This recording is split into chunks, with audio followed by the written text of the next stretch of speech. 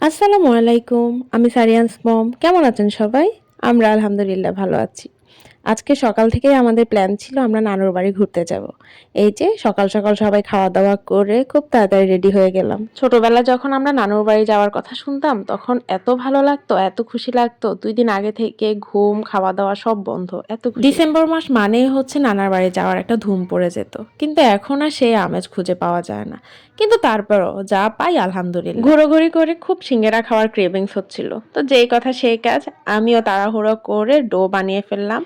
আগে আমাদের স্কুলে এভাবে মামারা ছোট, ছোট সিঙ্গারা বানাতো।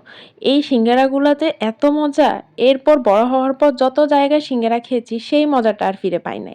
তো সেটাই মাথায় রেখে মামাদের মতো সিঙ্গারা বানানোর চেষ্টা করলাম। জানি না হয়েছে কিনা, কিন্তু আলহামদুলিল্লাহ অনেক মজা হয়েছে। যারা, যারা খেয়েছে সবাই বলেছে অনেক মজা হয়েছে। আজ এই পর্যন্তই। আল্লাহ হাফেজ।